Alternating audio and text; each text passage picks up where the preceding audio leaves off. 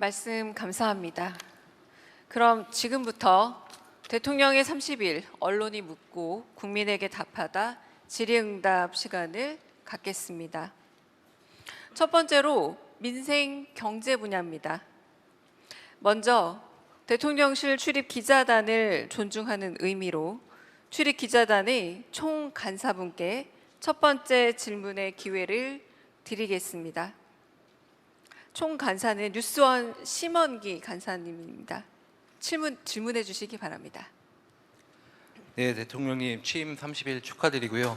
국민 언론과 소통하는 자리를 이렇게 빨리 마련해 주신 데 대해서 일단 먼저 감사의 인사를 드리겠습니다. 지난 30일간 G7 정상회의 등 외치와 내치를 두루 살피며 분주하셨는데요. 한 달 소회가 어떠신지, 그리고 특별히 보람을 느끼시거나 아쉬웠던 사례 중에 기억에 남는 게 있으면 소개 부탁드리겠습니다. 그리고 대통령님께서는 통합과 협치를 매우 강조해 오셨는데요. 취임 후 인선과 여야 대표 오찬 등을 통해서 이에 대한 실천 의지도 보여주고 계신 것 같습니다.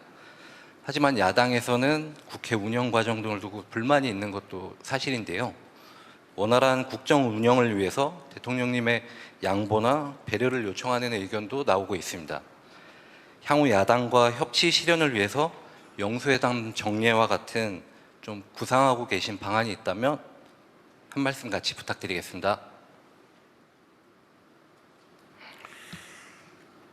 네, 우리 간사님이 대표로 첫 질문을 하시다 보니까 칭찬에 대해서 아주 포괄적인 질문들이 많아서 답변이 좀 길어질 것 같긴 합니다. 우리 신원기 간사님, 제가 발언할 수 있는 기회를 만들어 주셔서 감사드립니다. 사실 30일 어떻게 지나가는지 잘 모르겠습니다. 요즘은 우리가 보통 하루하루가 빨리 지나간다 이렇게 말하는데, 저는 일주일 단위로 시간이 지나가는 것 같아요. 또 금요일인가? 금요일에 제가 마음이 쓰이는 이유는 토요일, 일요일은 되게 공간에 갇히기 때문에 그렇습니다. 제가 처음엔 몰랐는데 이제 슬슬 경호, 의전 팀들, 또 대통령실 직원들, 경찰 등등의 눈치가 좀 보이기 시작했어요. 제가 움직이면 이 한두 명이 움직이는 게 아니더라고요. 수십 명, 어쩌면 100명 이상, 아니면 몇백 명이 비상 대기를 하고 그러더라고요. 눈치가 많이 보여서 주말에는 제가 웬만하면 공간에서 일을 하는 편인데, 어쨌든 그 공간에 있는 시간이 너무 빨리 와요. 일주일 단위로 시간이 가는 것 같습니다. 어쨌든 최선을 다했는데, 이게 저희가 인수위 없이 업무가 시작되다 보니까 사실은 좀 혼선도 많고 또 준비도 완벽하지 못해서 어려움들이 많습니다. 이제 시간과 노력으로 그걸 대체하고 있는 중인데, 소회라면 그래도 할 거를 좀 하고 있다 이런 느낌이 좀 들긴 합니다. 근데 제 주변 참모들이, 우리 나이 드신, 죄송합니다, 우리 위성락 대사께서 코피를 쏟고 다른 사람들 살이 빠져서 얼굴이 헬쓱해지고 이런 걸 보니까 좀 미안하긴 한데, 그러나 제가 가진 생각은 우리 공직자들이 코피 흘리고 피곤해서 힘들어하고 이런 것들만큼 곱하기 5,117만 배의 효과가 있다라는 생각으로 우리 참모들에게도 좀 잘 견뎌주라고 부탁하고 있는 중입니다. 아쉬운 분도 많이 있죠. 시간이 좀 하루가 한 24시간이 아니라 한 30시간만 되면 어떨까 이런 생각을 할 때가 꽤 있습니다.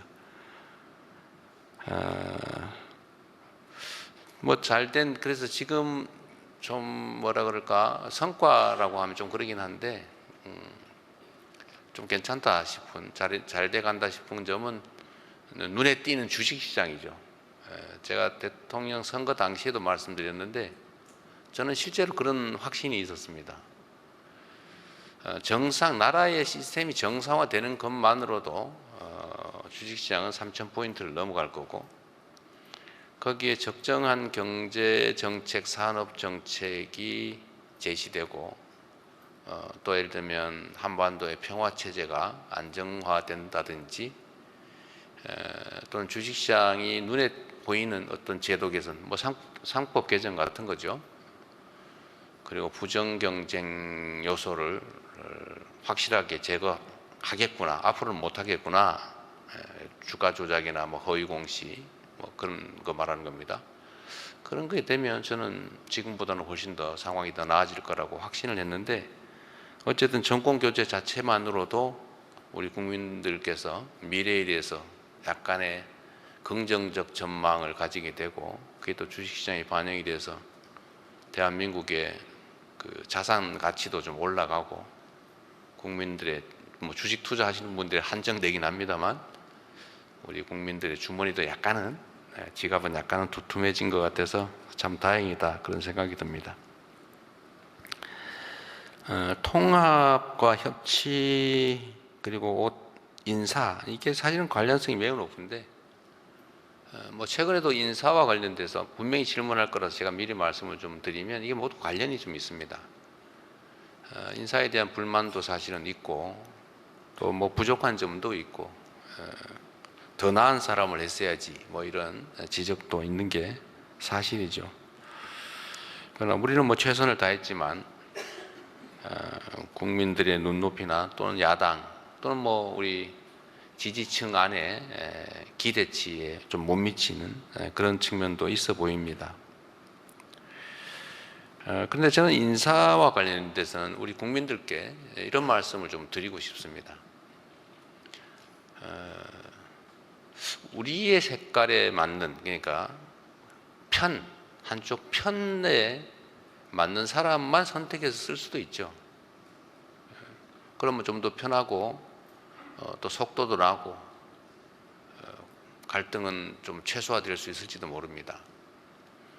그런데 제가 자주 말씀드리는 것처럼 저는 야당 대표 또는 여당 대표가 아니고 이제는 대한민국 전체를 대표하는 대통령의 직무를 수행하기 때문에 실제로 우리 국민들이 하나로 모일 수 있는 통합의 국정을 해야 합니다. 그리고 마음에 드는 또는 색깔이 같은 쪽만 쭉 쓰면은 위험하죠.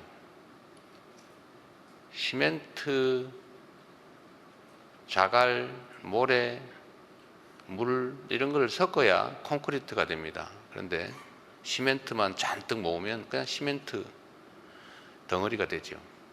모래만 잔뜩 모으면 모래더미가 될 뿐입니다. 그래서 차이는 불편한 것이기도 하지만 시너지의 원천이기도 하죠. 특히 정치 영역에서는 최근 검찰 인사 관련돼서 이런저런 지적들이 있는데,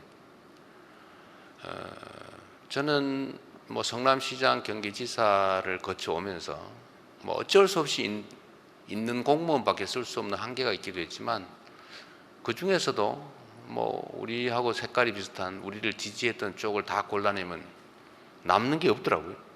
뭐 골라낼 수도 없었고, 있는 자원을 최대한 써야 됐고, 그리고 공직자들은 또 이런 게 있습니다. 공직자들, 특히 직업 공무원들은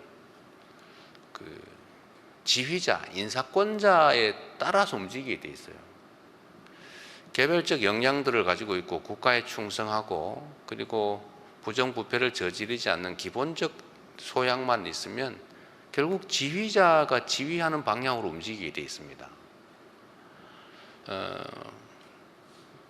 제가 예를 들어서 이런 말씀도 드렸는데, 공직사회는 로봇 태권부에 비슷해서 그 자체는 엄청난 힘을 가지고 있죠.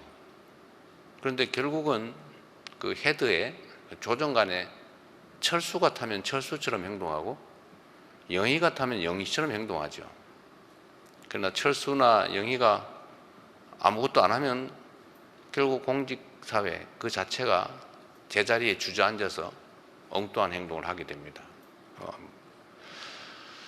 그래서 공직사회에 대해서 우리가 이런 비난들을 가끔씩 하잖아요. 뭐 영혼이 없다, 뭐 해바라기다 이렇게 얘기를 하는데, 사실은 그렇게 비난하면 안 되죠. 직업 공무원들은 국민이 선출한 대표, 국민의 주권 의지를 대행하는 지휘관에 따라서 움직이는 게 의무입니다. 그게 법률상 의무일 뿐만 아니라 또 그렇게 훈련돼 있어요. 결국은 최종 인사권자, 지휘자가 시키는 대로 한 거죠. 그들도 사실은 어쩌면 비난받는 그들도 억울하겠죠. 지휘에 따라서 하는 것인데, 공직사회, 특히 직업공무원들은 해가 있는 방향으로 고개를 돌리도록 법에 의무화되어 있습니다. 그걸 해바라기라고 비난하면 안 되죠.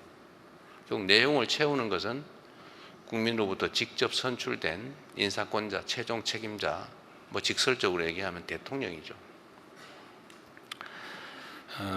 그래서 다 골라낼 수도 없고 또 다 골라내서 한쪽만 쓰면 결국 끝없는 전쟁이 벌어집니다. 그래서 할 수 있다면 최대한 고쳐서 써야죠. 잘못된 게 있다면. 부족한 게 있다면 또 채워주어 가면서 같이 해야죠. 그래서 기본적인 역량을 가지고 있고 또 국가와 국민에게 충직한 기본적 자세를 가지고 있으면 다 같이 가야죠. 그래서 그런 측면들 복합적으로 고려해서 인사를 하다 보니까 일면에서는 칭찬받기도 하지만 또 일면에서는 비난을 받기도 합니다. 그래서 제가 드리고 싶은 말씀은 인사는 그 자체가 목표 또는 목적이 아니고 어떤 정책 과제를 수행하기 위한 수단이죠. 어떤 정책을 채택할 것이냐 또는 어떤 정책에 대해서 어떤 결과를 만들어낼 거냐를 가지고 평가 판단하는 게 좋지 않을까. 좀 시간을 주고 좀 기다려 주시면 어떨까 그런 생각이 듭니다. 인사로 모든 게 결정되지는 않죠. 인사가 중요합니다. 자질이 없거나 부정부패하거나 무능하거나 또는 이기적이거나 뭐 이런 인사를 하는 건 문제가 되겠지만 그게 아니고 성향이 다르다. 또 누구와 관련이 있다. 누구와 친하다더라. 누구와 뭐 어떤 관계가 있다더라. 이런 걸로 판단해서 배제하기 시작하면 남는 게 없습니다. 이게 어쩌면 정치보복으로 발전할 수도 있다. 그런 말씀을 좀 드리고, 뭐 야당의 불만은 저도 최대한 그 불만이 뭔지 실질적인 논거가 있는 것인지, 즉 합당한 것인지에 대해서 끊임없이 저도 질문해 봅니다. 만약에 타당하고 합리적 근거가 있는 거라면 당연히 그 지적을 수용해서 교정해야지요. 앞으로도 그렇게 할 생각입니다. 그리고 끊임없이 이제 대화할 생각이고요. 저는 뭐 못 만날 이유도 없다고 생각하고, 저는 이때까지 제 개인적인 삶도 그랬고 또 공직 생활도 그랬지만 벽을 세우거나 선을 그어서 미리 차단해서 가능성을 봉쇄하는 건 별로 좋은 방법이 아니라고 생각해요. 만나보고 얘기 들어보고 정리해도 늦지 않죠. 좀 우리 야당들도 다 국회의원들도 다 국민의 선택을 받은 국민의 대리인 대표들이기 때문에 충분히 존중받아야 되고 또 저도 존중해야 된다고 생각합니다. 자주 만나뵐 생각이에요. 근데 영수회담을 정례화할 거냐 문제는 좀 고민을 해보겠습니다. 그게 이제 형식적으로 그럴 수도 있고 저는 필요하면 한다. 그리고 기본적으로 필요하다고 생각합니다. 그쪽에 일정을 맞춰서 필요할 때마다 만나면 되죠. 그런데 이제 이것도 안 하다 보니까 조금 이제 약간의 부작용이 있는 것 같긴 합니다. 이제 공식 공개 모임, 공식 비공개 모임, 비공식 비공개 모임 이게 이제 단계들이 있잖아요. 근데 허심탄회한 얘기를 해야 되거든요.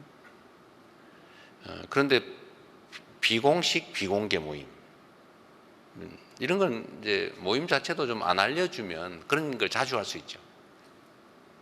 공식 비공개 모임 이런 건 대화 내용을 좀 보안을 지켜주는 게 좋지요. 요즘 그런 거 있잖아요. 여러분도 아마 그러실 수 있는데 말하기 무섭죠. 녹음당하지 않을까. 실제 그렇습니다. 그런데 이 공식 비공개 모임 같은 경우는 이렇게 좀 만나는 건 공식으로 만나지만 이렇게 좀 드러내지 않고 할 얘기를 다 하자. 마음속에 있는 얘기. 그걸 했는데 그 중에 일부를 떼가지고 어디 공격 소재로 쓰거나 그러면 그 다음에 만나기가 어렵죠. 그건 모두에게 필요하다. 그게 이제 안 하다 보니까 하도 귀하게 보다 보니까 이제 이것도 기회다 이렇게 생각할 수 있는데 저는 앞으로는 좀 그런 것들을 서로 잘 지켜가면서 맞는 비공식 비공개 모임 또는 공식 비공개 모임도 자주 가졌으면 좋겠어요. 그리고 저는 우리는 모두 개인 사업을 하는 사람들이 아니고 모두 국민을 위해서 국민의 뜻을 대변하는 대리인들이기 때문에 굳이 사감을 가질 필요가 없다. 개인적 이해관계 또는 개인적 이권 이런 것들을 추진하는 게 아니라면 사적 감정을 가질 필요가 없죠. 양보나 배려가 필요하지 않냐? 저도 그렇게 생각합니다. 당연히 공적인 일에는 사적 이해관계가 배제되어야 되기 때문에 사실 이렇게 하나 저렇게 하나 별로 관계없을 경우가 많아요. 그러면 뭐 양보할 수 있죠. 도달하는 길은 목표는 똑같은데 오른쪽으로 갈 거냐 왼쪽으로 갈 거냐, 버스 타고 갈 거냐 비행기 타고 갈 거냐, 뭐 기차 타고 갈 거냐, 뭐 그런 거 양보할 수 있죠. 그런데 비행기를 타지 않으면 기회를 놓친다. 버스 타고 가면 안 된다. 이럴 경우에 버스로 타는 걸로 양보할 수는 없겠죠. 그리고 해야 될 일과 하지 말아야 될 일 중에 하지 말아야 될 일의 양을 양보한다는 것은 옳지 않다고 생각해요. 제가 뭐 부적절한 얘기, 뭐 설마 야당이나 이런 데서 그런 주장을 하지 않을 거라고 믿습니다만은 예를 든다면 극단적인 예죠. 10개를 이때까지 매년 10개를 훔쳐왔는데 앞으로는 8개만 훔치자. 아니면 2개 훔치는 것은 허용하자. 이런 걸 양보할 수는 없고 이런 건 양보라고 할 수 없겠죠. 그건 야합이죠. 그래서 저는 타협과 야합, 봉합과 통합 이런 건 좀 구분하자. 그러나 정말로 협의 또는 타협 그리고 통합 여기에 필요한 것들은 제가 최종 책임자이기 때문에 제가 많이 해야 된다고 생각해요. 그렇게 하도록 노력을 하겠습니다. 고맙습니다. 네, 말씀 감사합니다. 많은 기자분들이 기다리고 계시죠. 다음은 대통령께서 직접 지목해서 2개의 질문을 받겠습니다. 지목하신 분께 마이크 전달 드리겠습니다. 그냥 저보고 하라고요? 네, 대통령께서 지목하는 겁니다. 네. 네, 그럼 질문하실 분들 손을 들어주시면 그러셨어요. 대통령께서 지목하겠습니다. 한꺼번에 듭시다. 네, 네. 손 들어주시면 네, 대통령께 지목권을 드리겠습니다. 네, 여성으로 하겠습니다. 네. 여성 네, 작가요? 여기 앞에 누구신지. 계시고요. 마이크 전달 주시면 소속 매체와 성함 말씀 부탁드립니다. 대통령님 취임 30일 축하드립니다. 저 KTV 이혜진 기자라고 합니다. 네. 저는 아마 저도 그렇고 또 많은 직장인들이 지금 좀 기대를 하는 부분이 그 주 4.5일제 시행에 대한 부분이거든요. 그래서 지금 이제 주 5일제가 너무나 이제 당연해진 것처럼 주 4.5일제가 이제 너무나 우리에게 그렇게 당연해지는 시점이 언제쯤으로 예상을 하고 계신지 말씀 부탁드리겠습니다. 네, 우리 이혜진 기자님 감사드립니다. 사실 저도 모르겠어요. 제가 4.5일제는 꽤 논쟁적 의제였는데 우리 야당에서도 4.5일제를 하자고 얘기를 결국 했는데 그건 좀 내용이 좀 달랐어요. 그러니까 4일 동안에 1시간씩 더 일하고 5일째는 반만 일하자. 그건 사실 4.5일제가 아니죠. 그건 변형된 그 변형 근로제 비슷한 거죠.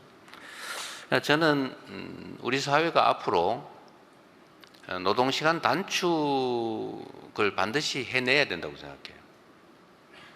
많이 일하고 생산성은 떨어지고 힘은 들고 국제 경쟁력은 점점 떨어지고 이런 방식으로 우리가 계속 갈 수 있겠냐. 그야말로 질보다 양으로 승부해 왔다고 할 수 있죠. 그래서 노동 생산성도 재고 올려야 되고 노동 시간도 좀 줄여서 워라밸이 가능하게 만들어야 되고 또 이게 국제적 추세이기 때문에 지금도 우리가 OECD 평균 대비 120시간 이상 더 일한다고 해요. 그냥 한 달 반쯤 된다고 하죠. 한 달에서 두 달, 1년에. 어쨌든 이걸 좀 줄여야 건강한 삶도 가능하다. 또 길게 보면 일자리 나누기라는 측면에서 일자리 늘리는 효과도 있고요. 근데 이걸 강제로 뭐 법을 통해서 일정 시점에 시행이라고 오해하시는 분들이 계신데 그렇게 하는 건 사실은 갈등 대립이 너무 심해서 불가능합니다. 제가 보기에는. 그래서 이거를 사회적 대화를 통해서 가능한 부분부터 조금씩 점진적으로 해 나가야 될 것 같아요. 그랬더니 일부에서 지적이 그러면 결국은 뭐 공무원, 공기업 또는 뭐 일부 대기업 이런 데만 해가지고 빈익빈 부익부가 더 심화되지 않냐 이런 반론이 있습니다. 뭐 그것도 일리 있는 지적이긴 하죠. 내가 장시간 노동을 하니까 다른데 더 줄이지 마라 뭐 이런 뜻은 아닐 거고 그게 이제 사회적인 흐름으로 좀 정착돼 가다 보면 전체적으로 4.5일제가 실현 가능한 현실적인 목표가 되지 않을까 생각합니다. 저는 어릴 때 얘기해서 죄송한데 제가 어릴 때 공장을 다닐 때 한 달 내내 아예 안 쉬었어요. 처음에는. 그러다 어느 날부터 한 달에 한 번은 쉬어준다. 그래서 이런 좋은 제도가 있나? 이런 생각했어요. 그 다음에 또 지나다 보니까 2주에 한 번씩은 쉬어준다. 그래서 어느 날은 매주 한 번. 그러다 어느 날 반공일이 생겼죠. 그러다가 이제 토요일도 아예 쉬게 됐는데 많은 시간이 걸렸지만 결국 이런 식으로 가야 되지 않을까. 가능하면 좀 빨리 가고 싶어요. 정책적으로. 시점은 특정하지 못하는 점을 이해하기 바랍니다. 고맙습니다. 네. 또 네. 이번에는 오른쪽 뒤에 남자분으로 다음 하겠습니다. 질문하실 저 뒤쪽으로 분 하겠습니다. 들어주시면 맨 뒤에 계신 대통령께서 남자분으로 하겠습니다. 네, 맨 뒤에 계신 분 누군지 모르겠는데 네. 그냥 골라주세요. 네, 마이크 전달 받으시면 매체와 성함 말씀 주시고 네, 질문해 주세요. 네, 안녕하십니까. 저는 강원도민일보의 이세훈 기자라고 합니다. 아무래도 저희 강원도 같은 경우에는 세계 유일의 분단도이다 보니까 평에 관련된 이슈가 가장 큰 관심을 모으고 있는데요. 대통령님께서는 취임 후 대북, 대남 방송 중단, 접경지 방문, 대북 전단 대책 지시 등 그 한반도 평화 중심의 안보 행보에 박차를 가하고 계십니다. 이와 관련돼서 한반도 평화 정착 방안을 비롯한 대북 정책에 대한 대통령님의 구체적인 구상과 계획이 궁금합니다. 네, 우리 강원도민일보? 네, 강원도민일보 이세민 기자님 감사드립니다. 강원도 그리고 이제 경기 북부 이 지역은 이제 분단으로 인한 피해가 정말로 크죠. 제가 평소에 참 안타깝게 생각하는 것이 이 긴장이 격화되고 군사적 대결이 심화되면 사실 접경지의 경제 상황은 매우 나빠집니다. 경제뿐만 아니라 이제 일상적 안전, 삶도 위협받죠. 그런데 묘하게 군사적 긴장을 고조시키는 그런 경우 또는 평화를 확장하기 위해서 노력하는 경우, 이 두 가지가 약간 대립되는 부분이 있는데, 이게 평화를 확장하기 위한 노력에 대해서 과연 그렇게 적극적으로 지지받는지를 잘 모를 때가 있어요. 하여튼 정치적 상황과 조금 이렇게 약간 상반되는 결과가 나올 때가 많아서 약간 당황스럽기도 합니다. 그러나 분명한 것은 어떤 접경 지역은 평화 체제가 강화되면 뭔가 좀 나아져요.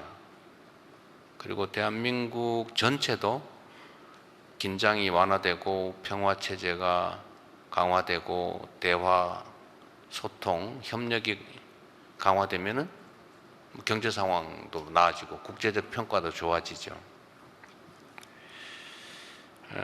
구체적으로 어떻게 할 거냐? 이건 아까 제가 이 기자회견문에 대체적으로 말씀을 드렸습니다. 한미동맹, 한미일협력이라고 하는 그 기본적 토대, 그리고 세계 5위, 그리고 북한의 1년 국민 총생산의 1.4배에 이르는 우리의 1년 국방비. 어쨌든 이런 든든한 국방력, 그리고 앞으로도 이제 안보 분야에 대한 이제 연구개발이나 아니면 무기 장비 체계 개편 또는 군 첨단화, 스마트 강군화 뭐 이런 것들은 계속해 나가야 되겠죠. 그건 뭐 기본적으로 하는 거고, 대화와 소통, 협력, 이게 정말로 중요할 것 같아요. 이게 뭐 김대중 대통령께서 햇볕 정책이라는 이름으로 이제 일종의 전형을 만들기도 했지만, 사실 전쟁 중에도 외교는 하는 겁니다. 이거는 뭐 수백 년, 수천 년 전에도 있었던 일이죠. 전쟁을 해도 외교는 하는 거예요. 대화는 하는 거죠. 근데 대화를 전면 단절하는 건 그건 정말 바보짓이죠. 미워도 얘기를 들어야 되거든요. 그리고 협상하고, 그리고 서로의 손해를 줄이는 일, 서로의 이익을 키우는 일, 이거는 상대가 한 개도 득을 못 보게 하겠다, 내가 더 큰 손해를 감수해야 되겠다, 이렇게 하면 안 되죠. 상대가 한 개 득을 보더라도 내가 3개 정도 득을 볼 수 있다면 내가 2개 더 득 보는 거니까 그건 이기는 길이지 않습니까? 근데 이 길을 잘 찾아야 되는 거죠. 그냥 오로지 아무것도 얻지 못하게 있다, 그게 우리한테 득이 되냐? 저는 아니라고 생각해요. 그래서 정치나 외교에서는 감정을 배제해야 된다. 철저하게 이성적으로, 합리적으로, 논리적으로 대응해야 된다고 생각합니다. 저는 한미 간의 든든한 공조 협의를 바탕으로 해서 북한과의 관계를 개선해야 되겠다고 생각해요. 저는 지금은 너무 적대화되고 불신이 심해서 쉽지 않을 걸로 예상합니다. 그러나 저는 대북방송 중단을 할 때 얼마나 빨리 반응할까, 혹시 반응 안 하면 어떡할까, 약간의 우려를 했던 건 사실이에요. 우려를 했지만 분명히 호응할 거라고 생각했죠. 근데 너무 빨리 호응해서 저도 약간은 기대 이상이었습니다. 그래서 하나씩 완화해 나가야 되겠죠. 제가 변호사 일을 하면서 상담을 많이 했는데 그 중에 부부 갈등 상담을 많이 했어요. 제가 어린 나이에, 하필 제가 개업하고 하던 그 시기에 그런 문제가 유난히 많았습니다. 그래서 제가 이런 얘기를 자세히 좀 들어보면 그 근본적인 원인도 대충 알겠고, 그러면 정말로 극단적인 최종 결론, 헤어지는 게 해결책이냐,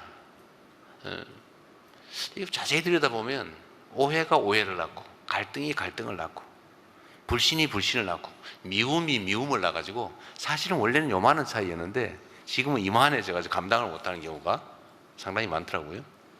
그래서 제가 그때 그랬습니다.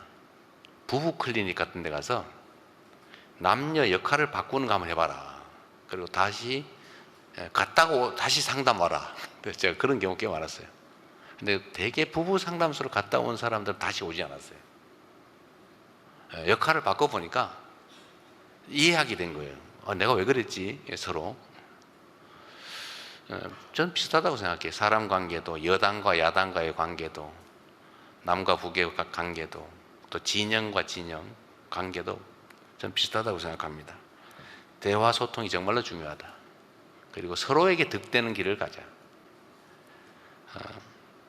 절멸하는 게 목표가 아니라면, 가능하면 우리가 안전한 범주 내에서 서로에게 득되는 길을 가고, 그게 대화와 소통, 협력, 그리고 공존이다.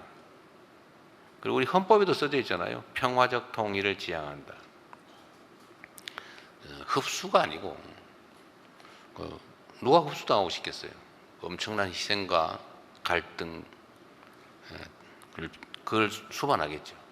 그래서 가능하면 존재를 인정하고 서로에게 득되는 길을 가고, 동질성을 조금씩 회복해가고, 역사의 눈으로 보면 우리가 53년 전쟁 후에 지금 한 80년 되나요? 역사의 눈으로 보면 긴 시간은 또 아니죠. 수백 년 후에도 다시 통일하니까요. 그러나 지금은 통일을 얘기하는 것은 자칫 상대한테 뭐 흡수하겠다는 거야, 뭐 굴복을 요구하는 거야, 이런 오해를 받을 수 있어서 일각에서 무슨 통일부 이름을 바꾸자 이런 얘기도 하는 것 같아요. 그러나 그런 논란에도 불구하고 길게 보고 소통과 협력을 계속해 나가자. 근데 구체적으로는 어떻게 할 거냐? 그건 제가 안 그래도 안보실, 국정원 이런 데다 좀 여러 가지 얘기들을 좀 해놨습니다. 뭐 구체적으로 어떻게 했는지는 나중에 결과로 말씀드리도록 하겠습니다. 네, 제가 한 가지만 양해 말씀 부탁드리면 잊으셨을까봐 지금은 민생, 경제 질문하는 시간이니까요. 조금 주제에 부합한 질문 주셨으면 합니다. 다음은 뉴스원 심원기 간사께서 다시 나와 주셔서 미리 준비한 추첨함에서 아까 넣어주신 명함을 한 장 뽑겠습니다. 저에게 전달 주시면 제가 명함에 계신 분을 호명하겠습니다. 이게 뭐 주택 추첨하는 것도 아니고. 뭔가 손에 전달될 때 짜릿합니다. 네. 아, 그래요? 네, 머니투데이 김성은 기자님 어디 계실까요? 네. 네. 마이크 전달 부탁드리고 질문 민생 경제 관련한 거면 더 좋겠습니다. 네, 네. 안녕하세요. 대통령님. 저 머니투데이의 김성은 기자라고 네. 합니다. 예, 추첨해서 처음 이렇게 뽑혀서 제가 원래 굉장히 이런 운이 안 좋은데 오늘 그래요? 오늘을 위해서 그동안 운이 안 좋았던 것 같습니다. 로또 이런 게 돼야 되는데요. 네. 더 기쁩니다. 네. 예, 그 추경안이 이제 국회에서 곧 통과가 될 텐데요. 그러면 전 국민이 15만 원에서 한 50만 원 안팎의 민생 회복 지원금을 받게 될 거고요. 네. 그래서 대통령님께서는 취임 초부터 여러 차례 그 관련 회의를 통해서 그 안을 도출을 하신 걸로 알고 있고, 물론 아직 지급 전이라서 구체적인 효과는 알 수 없지만 대통령님께서 생각하시는 기대 효과, 그리고 혹시 그것만으로 부족하다고 생각될 때는 그 경우에 민생회복 지원금을 또 지급할 생각도 있으신지 함께 여쭙고 싶습니다. 네, 이게 재정을 투입했을 때 어떤 효과가 발생할 거냐. 특히 이제 이건 내수 진작을 위한 조치가 분명한데요. 코로나19 때 저희가 경기도에서 이제 선제적으로 10만 원을 지역 화폐로 지급을 한 경험이 있죠. 그리고 그 후에 이제 정부에서도 또 이어서 한번 했는데, 그때 당시에 행정안전연구원이든가 정부 기구에서, 정부 연구기관에서 조사한 바에 의하면 소비 승수 효과가 상당히 높았다. 소비 유발 효과가. 그리고 자영업 체감되는 골목 상권의 자영업자, 그다음에 이런 지방 경제 이런 데서 상당히 효과가 있었다고 해요. 이게 이제 어떤 효과를 빚어낼지는 다 예측 예상하는 거지 뭐 확정된 건 아니지 않습니까? 그리고 이제 경제 전문가들 의견도 막 갈려요. 예를 들면 차라리 SOC 예산을 집행하는 것이 훨씬 경기 자극 효과가 크다. 뭐 그것도 제가 보기엔 틀린 얘기는 아닌 것 같습니다. 예를 들면 어디 도로 건설을 한다 이러면 이거는 그냥 쓰는 건데 그게 훨씬 더 크지 않냐 소비 승수 효과가 뭐 그런 주장도 일리가 있죠. 그런데 이거는 또 한 측면에서 보면 이 소비 진작 더하기 소득 지원 효과도 있죠. 이 서민들이 너무 먹고 살기 어렵잖아요. 그래서 저는 가끔씩 그런 생각이 있던데 몇십만 원 때문에 온 가족이 극단적 선택을 하는 사안들도 사실은 있습니다. 그리고 뭐 여러분들은 어떤지 모르겠는데 얼마 전에 제가 어디서 제가 쪽지 이런 걸 많이 받으니까요. 쪽지 여기 보니까 무슨 특정 과일을 꼭 사 먹어야지 이런 얘기가 있었어요.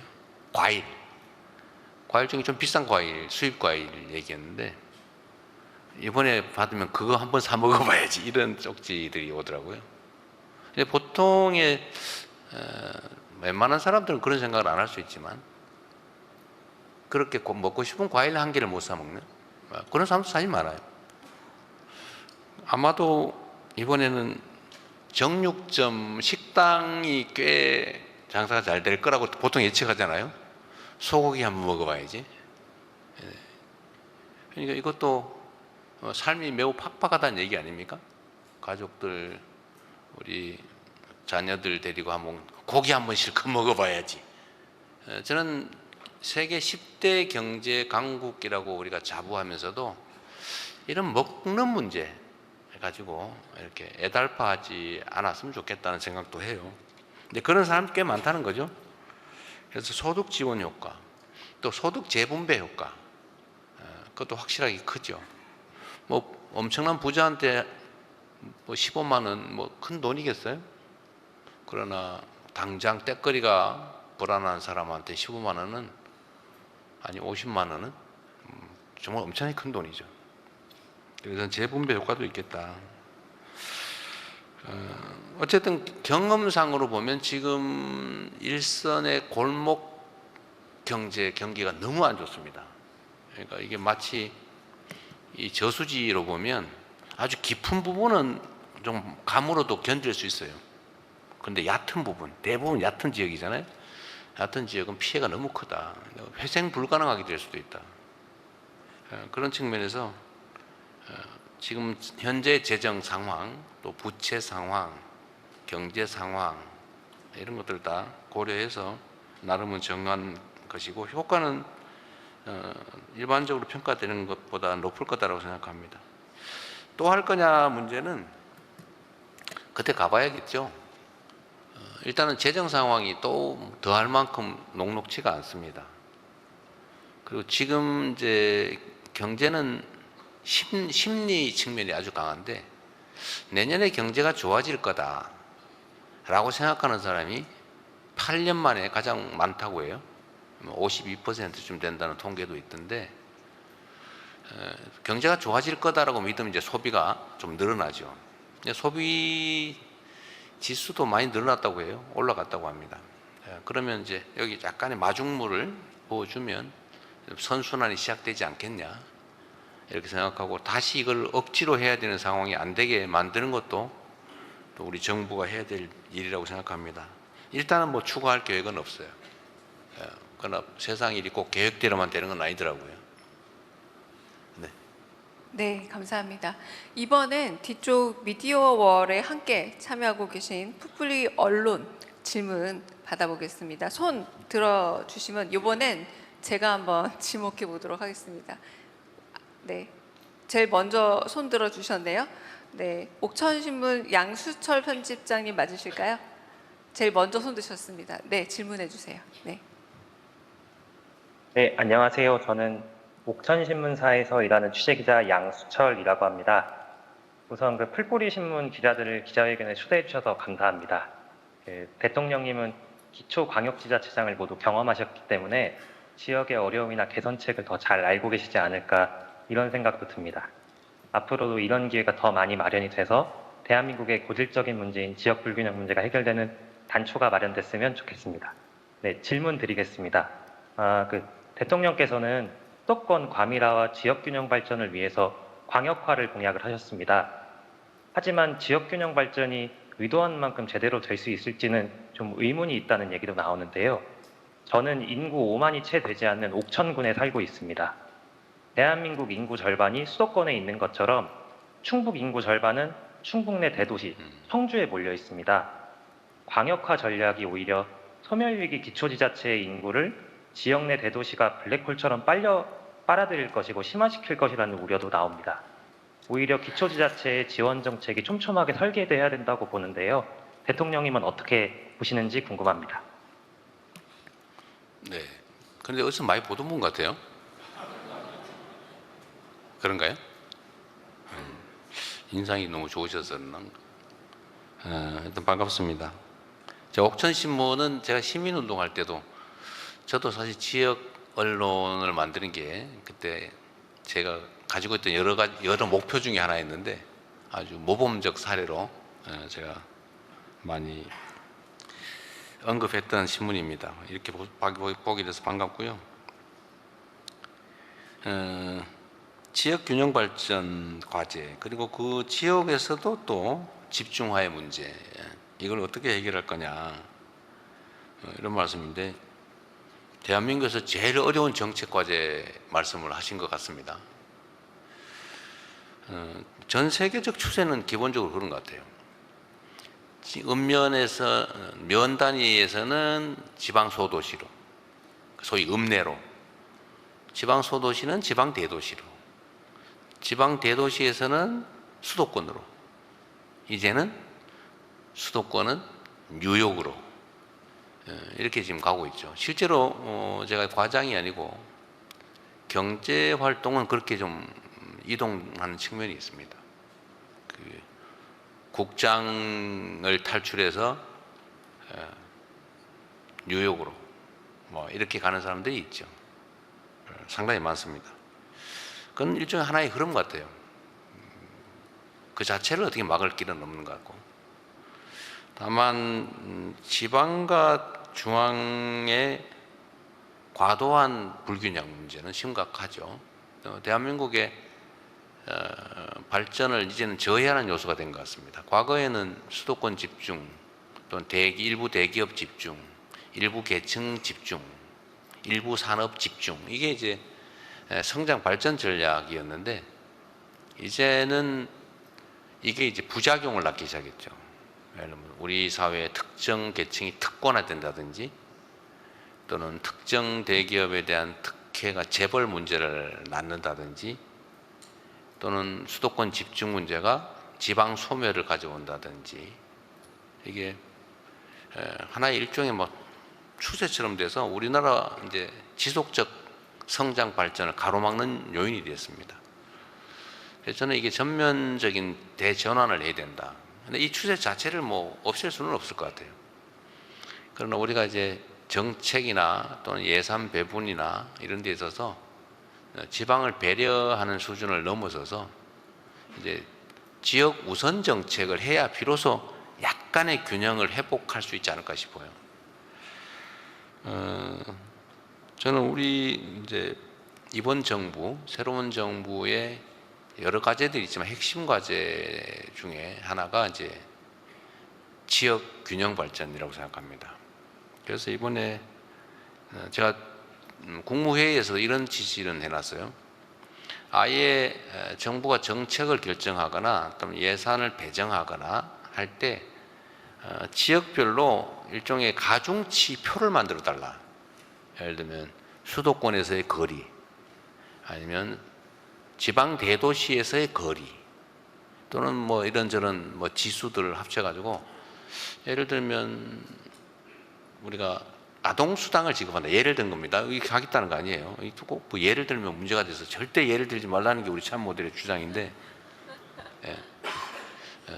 그럼 땡땡 수당이라고 하죠. 땡땡 수당을 지급한다고 하면 강원도 정서는 강원도니까 또는 군단이니까 또 인구 소멸 정도 심하니까 그래서 가중치를 조금 줘가지고 여기는 1점 예를 들면 1.5 저기 전북 무주는 뭐 1점 몇 이런 식으로 표를 만든 다음에 기본적으로 예산 배정을 정한 다음에 거기다 곱하기라는 거죠. 그래서 그 이번에 이제 시범적으로 일단 인구 소멸 지역에는 이런 민생 소비 지원 쿠폰을 더 지급하는 걸로 일단 아주 원시적이죠. 보내놨습니다. 아예 그래서 앞으로는 이 표를 만들어서 뭐 지방 교부세 또는 뭐 SOC 결정 또 예산 배정 이런 거 할 때 아예 곱하기 해가지고 자동 케이스로 하게. 그리고 지역 균형 발전 영향 분석을 의무화하는 방법도 지금 생각 중이에요. 그래서 가중치를 주거나 이걸 법률상 의무화하는 이것도 저희가 지금 구상 중인데 이런 것들을 통해서 어쨌든 우리가 지방에 대해서 외면하지 않겠다라는 점을 좀 분명히 할 필요는 있을 것 같습니다.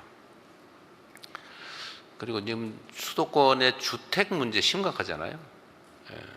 사실 주택 문제와 관련해서 뭐 이런 질문을 또 하실지 몰라서 미리 좀 말씀을 드리면 새로운 신도시를 만들 거냐가 최근 논쟁거리인 것 같아요.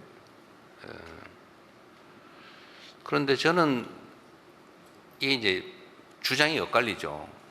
집이 부족하니까 있는 그린벨트 훼손해서라도 신도시 만들어서 계속 공급해야 된다 이 주장이 있어요.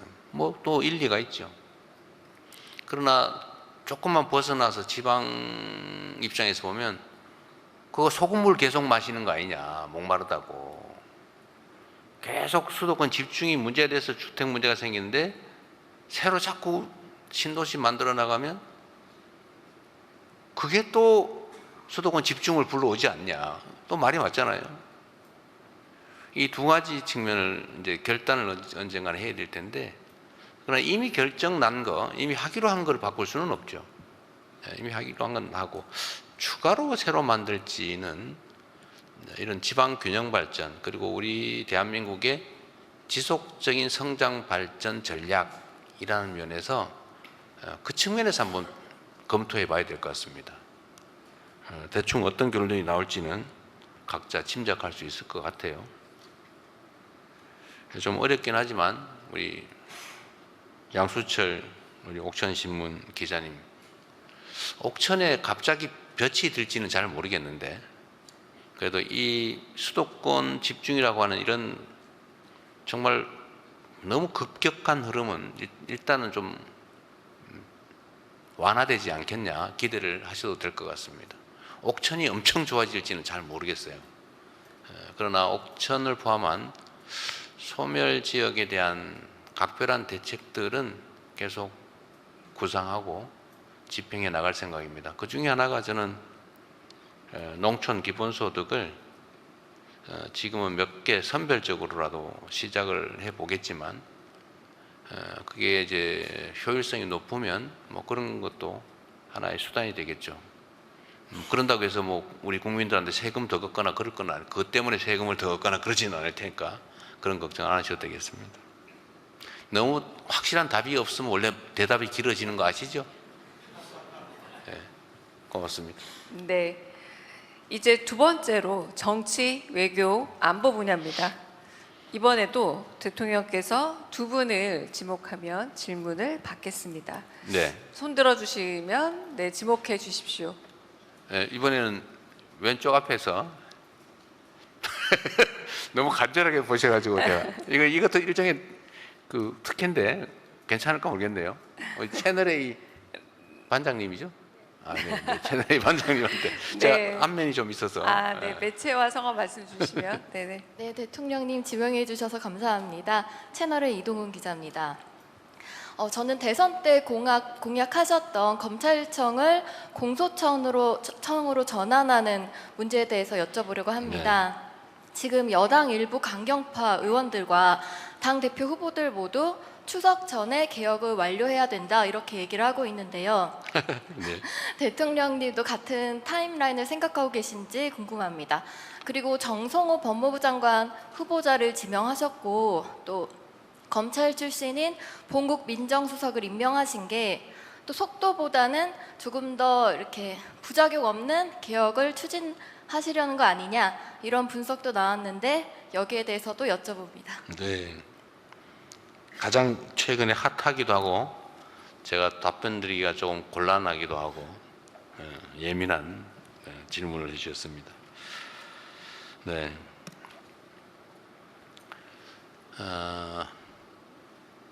검찰 개혁 또는 이걸 포함한 사법 개혁은 사실 뭐 매우 중요한 현실적 과제죠. 뭐 저도 법조인이기도 합니다. 뭐 수십 년간 저도 송사에 매달려서 먹고 살았죠. 근데 많은 것들이 시대 상황에 맞지 않게 된 것 같습니다. 뭐 길게 얘기할 것 없이 기소 자체를 목표로 수사하는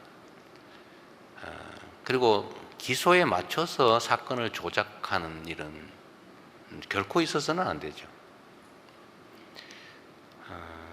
원래 법격언에 이런 말이 있어요. 법언이라고 하는데 아주 오래전부터 전해 내려오는 이제 법률에 관한 중요한 금원 같은 거죠. 10명의 범인을 놓치더라도 1명의 억울한 사람을 만들면 안 된다. 정말로 중요한 겁니다. 인권의 중요성을 지적한 건데 이거 뭐 수천 년 전에 원시 사회에서부터 있던 얘기입니다. 그런데 실제는 어떠냐? 저는 그런 생각이 들어요. 누가 사적인 목적을 가지고 사람을 잡아다가 어디 개인 감옥에 가둬놓고 또는 목숨을 빼앗거나 이게 나쁜 짓이잖아요.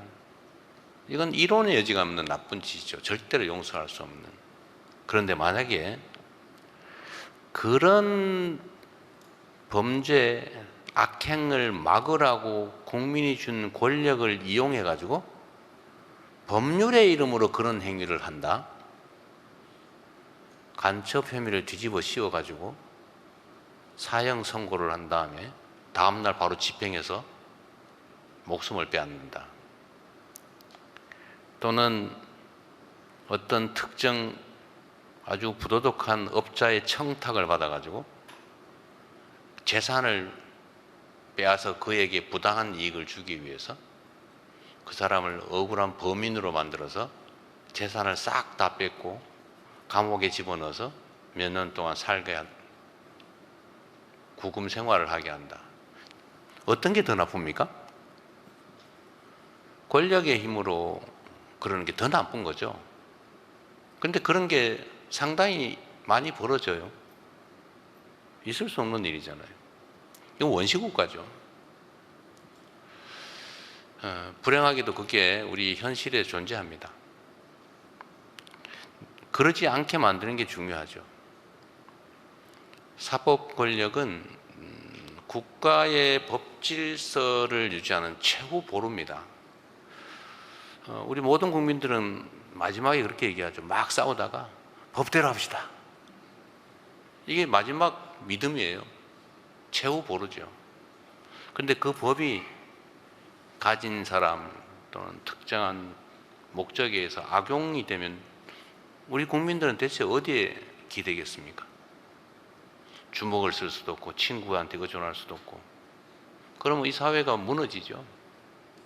그래서 사법개혁은 중요한 과제입니다. 범위를 좁혀서 검찰개혁 얘기를 해본다면 기소를 위해서 수사하는 이 나쁜 사례가 우리가 그 문제를 해결하기 위해서 논의하는 이 긴 시간 동안 더 악화됐어요. 더 심해졌고 더 나빠졌습니다. 우리 모두가 체감하고 있죠. 그래서 지금은 검사에게서 이제 여기서 말하는 검사는 기소하는 검사를 말하는 겁니다. 기소하는 검사에게서 수사권을 뭐 빼앗는다면 좀 그렇고 수사권을 분리해야 된다라는 점에 대해서는 우리 국민들께서 전에는 문재인 정부 때만 해도 그거 왜 뺏어? 그거 안 되지라는 반론 여론이 꽤 있었던 것 같은데 지금은 별로 많지 않은 것 같아요. 지금은. 그 후에 개혁의 필요성이 더 커진 거죠. 일종의 그건 저는 자업자득이다 이렇게 생각합니다.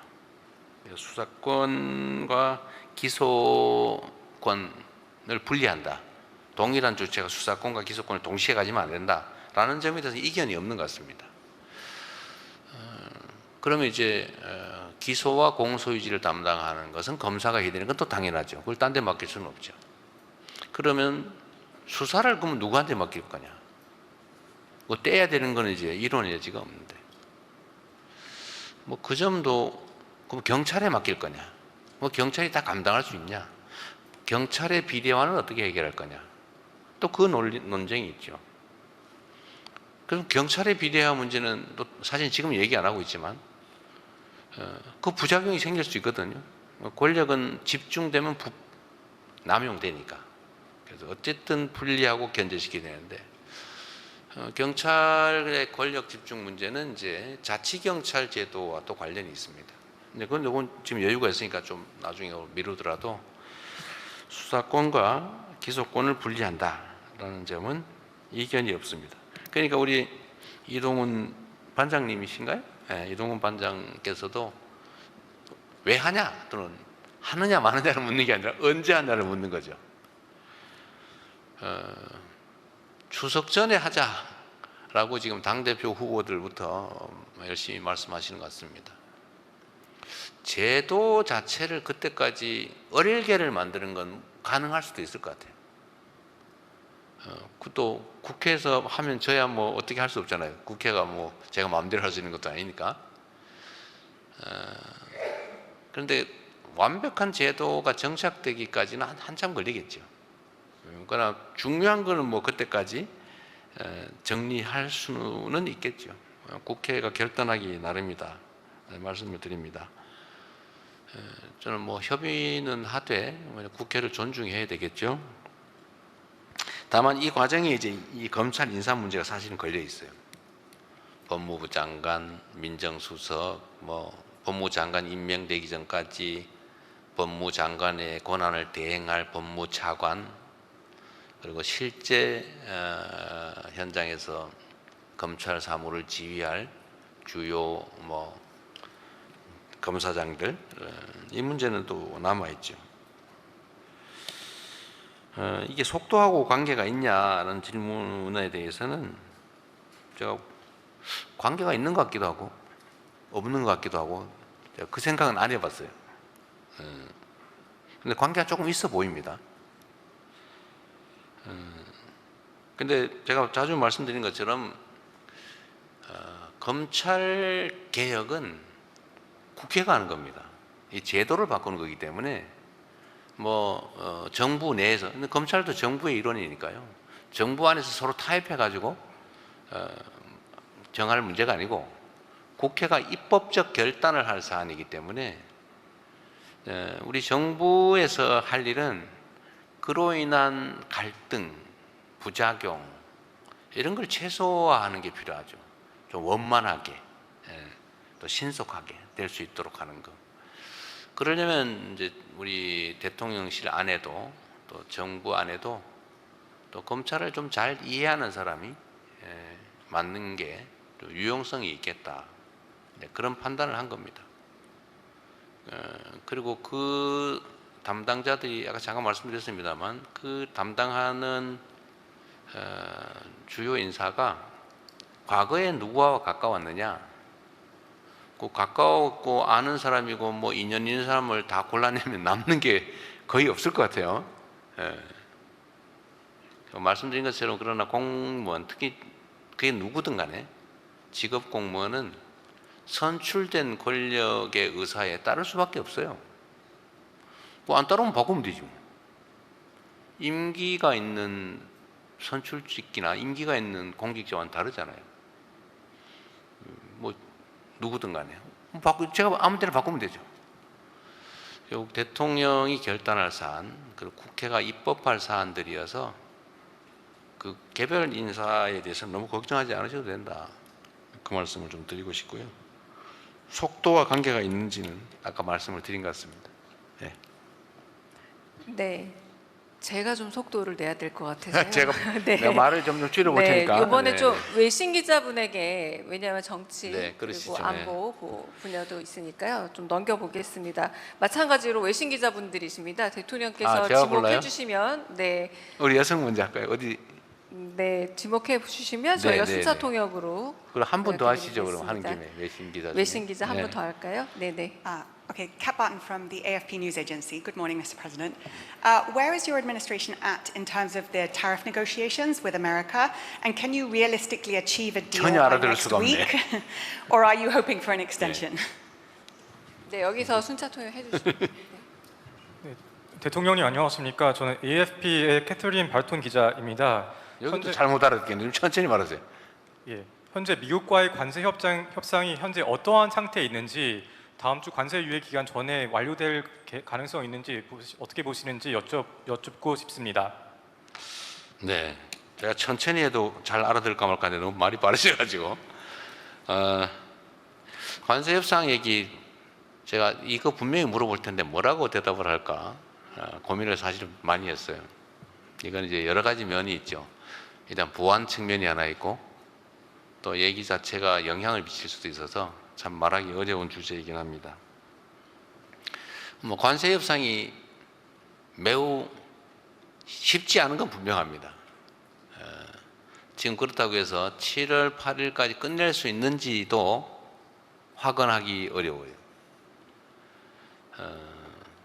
지금 최선을 다하고 있습니다. 최선을 다하고 있고 또 쌍방의 모두에게 도움이 되는 그야말로 호혜적인 그런 결과를 만들어내야 하는데 아직까지도 쌍방이 정확하게 뭘 원하는지가 명확하게 정리되지는 못한 상태입니다. 그러나 계속 노력하고 있다는 말씀드리고 그리고 다방면에서 우리의 그 주제들도 매우 많이 발굴하고 있다 그 말씀을 드립니다. 최선을 다하겠다는 말씀까지만 드리겠습니다. 네, 외신 기자 한 분 더 그러면 대통령께서 한 번 더 네. 지목해 주시죠. 외신 기자는 그러면 저 맨 뒤에 계신 분으로 하죠. 누군지 모르겠는데 네. 가장 저하고 멀다고 생각되는 분으로. 네. 네, 대통령 안녕하세요. 일본 그렇군요. 산케신문 산케신문. 사쿠라이 노리오입니다. 좀 늦었는데 진인 축하드립니다. 그리고 당 대표 하실 때 우리 외신하고 소통도 많이 노력해 주셔서 감사합니다. 대통령께서도 계속해서 우리 외신하고도 소통하시기 바랍니다. 일본과의 협력 관계에 관한 질문하겠습니다. 대통령께서는 그 한미일 협력, 일본과의 협력을 늘 강조해 오셨는데 특히나 일본에서는 북한 문제에 있어서 일본이 납치자 문제의 해결을 재우선하고 싶다고 그렇게 말하고 왔습니다. 그 북한 인권 문제에 있어서 한국과 일본은 어떤 협력을 할 수 있는지 그리고 안보 문제에 있어서는 일본과의 어떤 협력을 할 수 있는지 특히 올해는 그 한일 수교 60주년 됐습니다. 그리고 한국에서는 간복 80년 됐는데 일본과의 옛날처럼 김대중 오부치 선언처럼 건동 문서 같은 거 마련하실 생각이 갖고 계시는지 궁금합니다. 감사합니다. 네. 우리 전에 점심 먹을 때 같이 한번 봤던 분이신가요? 네. 제가 저 때 우리 외신 기자분들하고 점심을 한번 한 일이 있는데 어디서 이상하게 중국 모 언론하고만 했다고 이상한 기사를 한번 나왔던 그때 만난 그분이시군요. 네. 저분은 일본 언론인이십니다. 아직도 이 대명천지에 그런 명백한 가짜 뉴스가 행행하는 것은 참 이해하기 어렵습니다. 네, 질문 감사드리고요. 한일 관계에 관해서는 참 예민한 의제들이 많죠. 저는 제가 선거 때 말씀드렸던 것처럼 한일 관계는 가깝고도 먼 나라, 앞마당을 같이 쓰는 이웃, 뭐 그런 존재라고 말씀드렸던 것처럼 우리는 뗄래야 뗄 수 없는 관계에 있습니다. 또 자유민주 진영의 일원이기도 합니다. 그래서 또 하나는 북한의 핵과 미사일 위협에 노출되어 있다는 점도 똑같죠. 또 미국과의 관계에서 특수한 동맹 관계에 있다는 점도 같습니다. 뭐 전략적인 또 군사적인 측면에서도 이해관계를 같이 하는 게 많고, 또 경제적으로도 협력할 여지가 많죠. 또 협력해야 됩니다.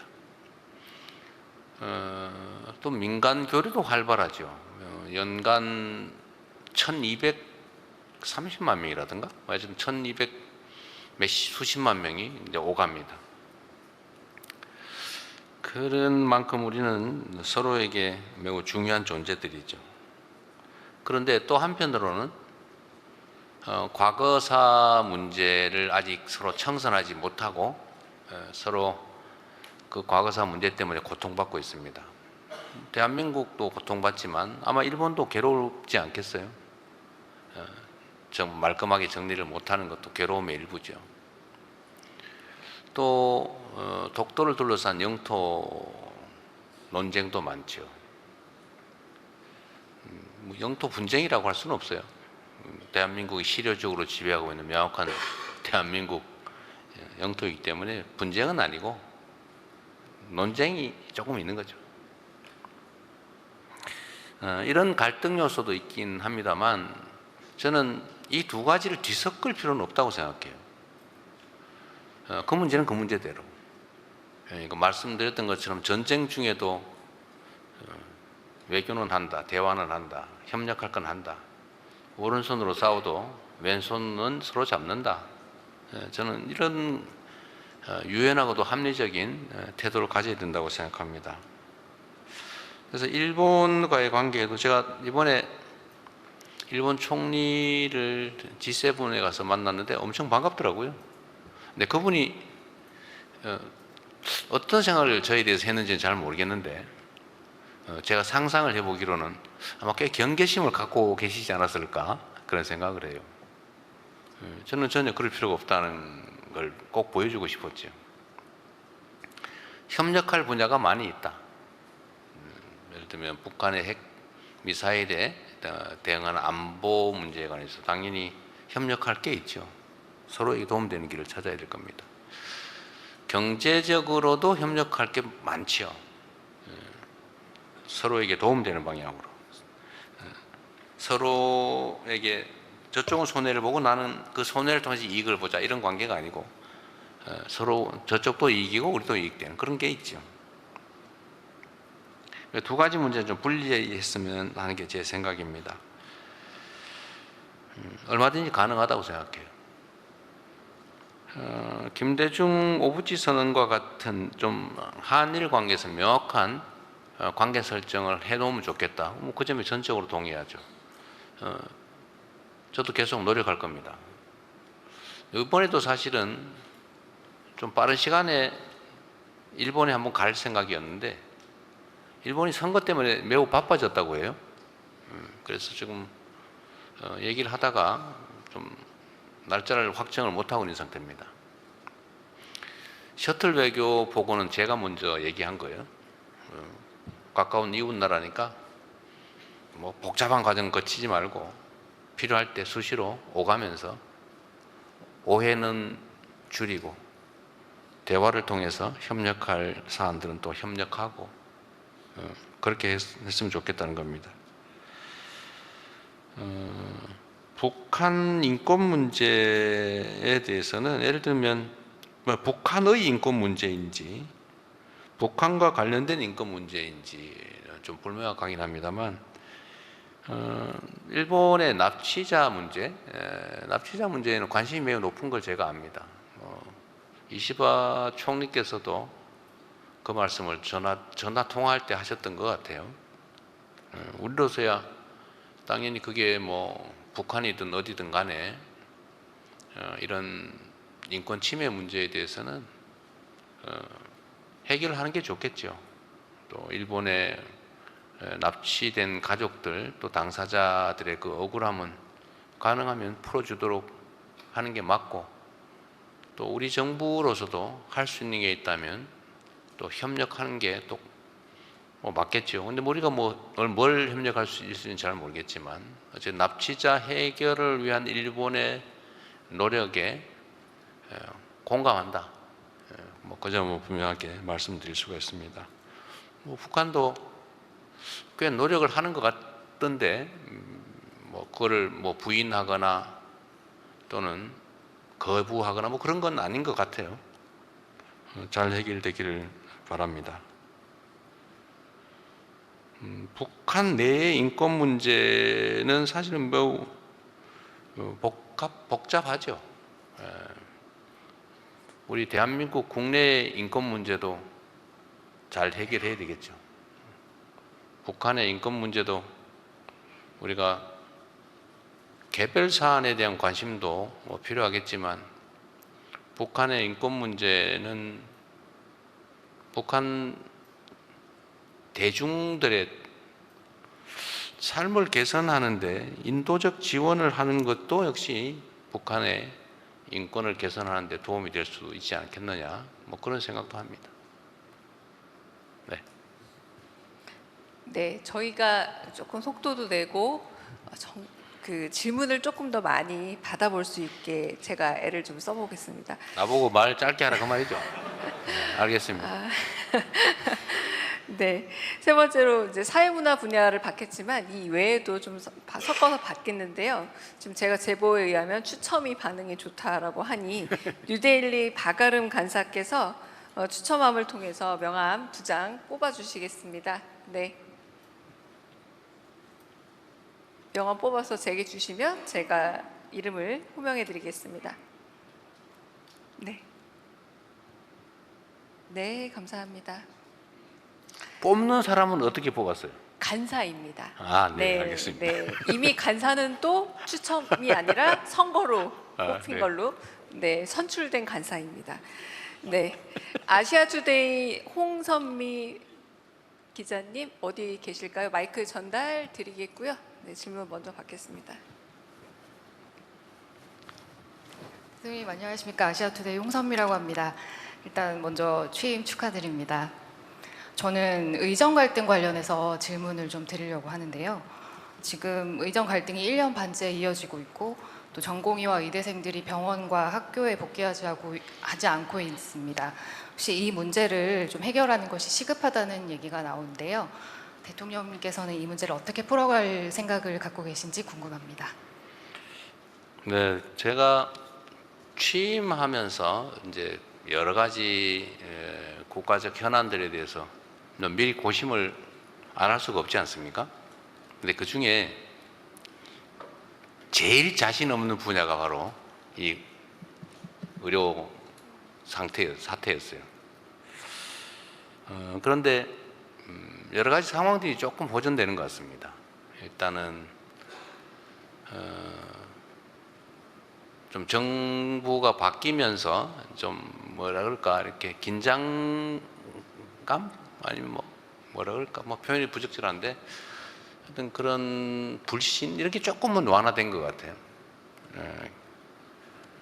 일부 또 복귀도 이루어지고 있다고 하고, 이번 2학기에 가능하면 복귀할 수 있는 상황을 정부 차원에서 많이 만들어 내야 되겠죠.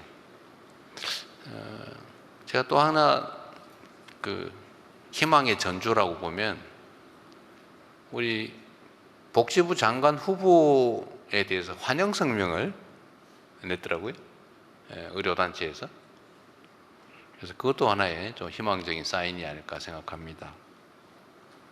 어쨌든 전 정부의 좀 과도한 억지스러운 정책, 그리고 좀 납득하기 어려운 일방적 강행, 뭐 이런 것들이 문제를 많이 악화시켰고 의료 시스템을 많이 망가뜨렸는데, 어쨌든 국가적 손실도 매우 컸던 것 같아요.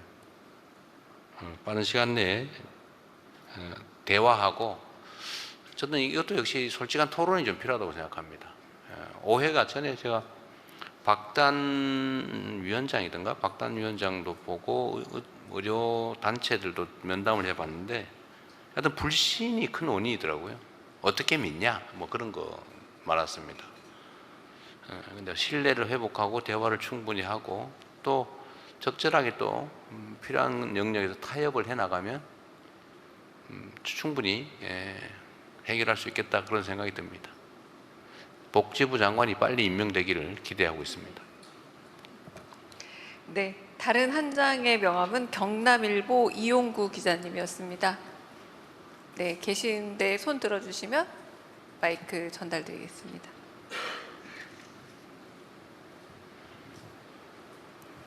예, 지역지다 보니까 지역과 관련해서 질문 좀 드리겠습니다. 공공기관 지방이전 2차 관련해 가지고 대통령께서 추진하신다고 하셨는데, 앞으로 계획이 있으시면 좀 밝혀주시고요. 그리고 작년 5월에 경남 사천시에 우주항공청이 신설 개청됐습니다.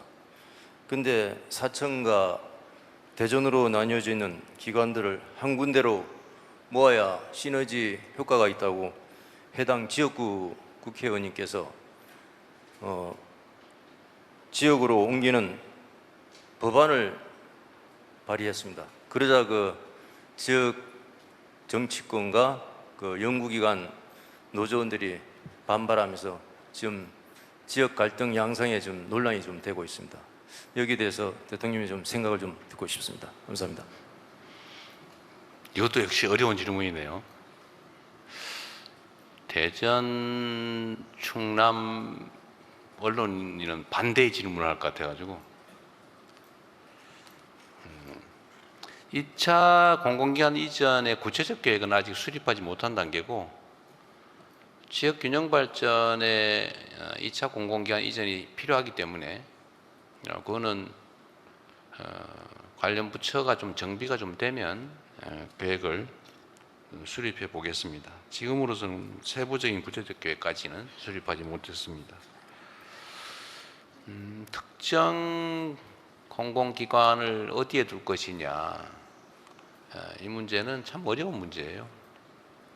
제가 해수부를 부산으로 옮기겠다고 했더니 대전에서 일부도 반발, 충남에서 반발을 하고, 심지어 인천에서는 왜 인천으로 안 오고 부산으로 가냐 또 그런다고 해요.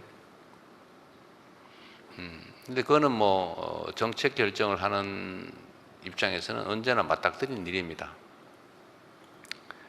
제가 경기도 남부 수원 지역에 있던 경기도 산하 공공기관을 거의 대부분 예외 없이 북부, 동부 또 서부 지역으로 다 옮기기로 결정을 했는데, 뭐 그때도 좀 많이 시끄럽기는 했지만 결국 우리 대한민국 국민들의 시민의식 수준이 매우 높아서 공리적으로 합당하다면 다 수용하더라고요.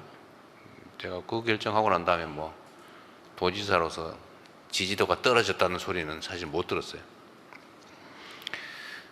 국가 균형 발전을 위한 공공기관 이전 문제도 저는 우리 국민들께서 그 기준과 내용이 합당하다면 뭐 잠깐의 갈등을 겪긴 하겠지만 다 수용하시리라고 봅니다.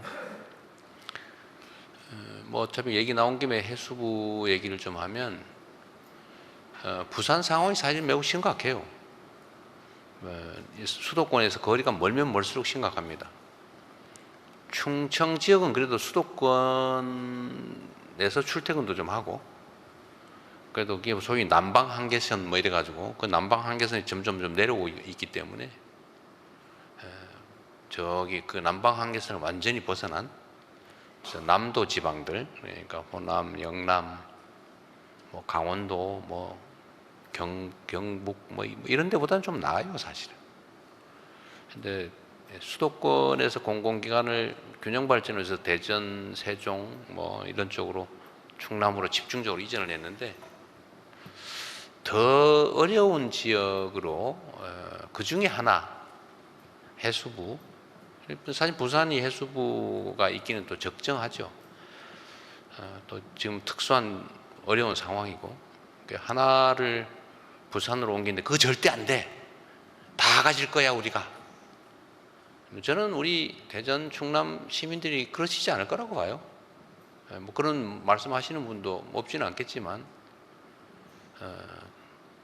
대전 충남도 세종도 그러니까 수도권 수도 이전, 행정 수도 이전, 뭐 공공기관 이전 이런 거에 혜택을 받는데 그보다 더 어려운 지역에 옮겨온 기관 중에 그 중에 한 개 옮기는 거 가지고 다 내가 가질 거야 라고 하지 않을 거라고 생각합니다. 인천도 제가 있는 뭐 지역구가 있는 곳인데 왜 부산 가냐 인천 와라 이런 사람이 있다고 해요. 아니 대전 갔으면 됐지. 대전에서 딴 데 갈 거면 인천 와라. 그거 말이 되겠어요. 인천은 성장하는 도시 아닙니까? 인구도 경제도. 그런데 부산은 안 되고 인천으로 와라 갈 거라면 저는 이런 뭐 주장할 수 있지요. 그러나 그게 일반적인 동의를 받기는 어려울 거다. 그 정도는 다 수용할 거다 이렇게 생각합니다. 인천 얘기 나왔으니까 제가 또 오해할까 봐 마저 말씀을 드리면 그 해사법원 얘기. 해사법원을 부산은 안 되고 인천에다 해야 된다 이렇게 주장하는데 둘 다 하면 되잖아요. 뭐 수요가 있을 테니까 둘 다 하면 되지. 둘 다 인천에도 하고 부산에도 하고. 부산은 안 되고 인천에 해야 돼. 또 역시 이러지는 않으실 거라고 생각합니다. 우주항공청 관련된 시설과 연구기관을 다 한쪽으로 몰자. 참 어렵습니다. 하여튼 제가 지금 단계에서 화가 나기가 어려워서 미안한데 좀 머리를 싸매 보도록 하겠습니다. 어떤 게 더 합당한지 결국 선택은 어느 시점에 해야 되겠죠. 네, 다음에는 OBS 배혜수 간사께서 나오셔서 정치외교 안보 분야가 조금 부족했던 게 아닌가 싶어 명함을 한 장 뽑아 주셨으면 합니다.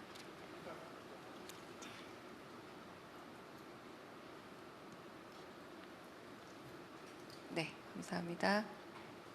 이거 네. 뽑히면은 뭐 저기 상금이라도 주고 그래야 되는 거 아니에요? 오늘 이렇게 질문 기회를 얻는 걸 아마 그래요? 더 반기시는 듯합니다. 미디어팬의 김소정 기자님 어디 계실까요? 네.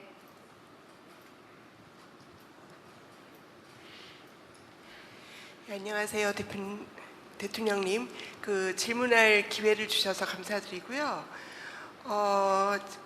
그 국정 지지율이 상당히 높습니다. 60% 육박을 하고 있고 그만큼 국민들의 기대감이 높은 걸로 이해가 되는데요.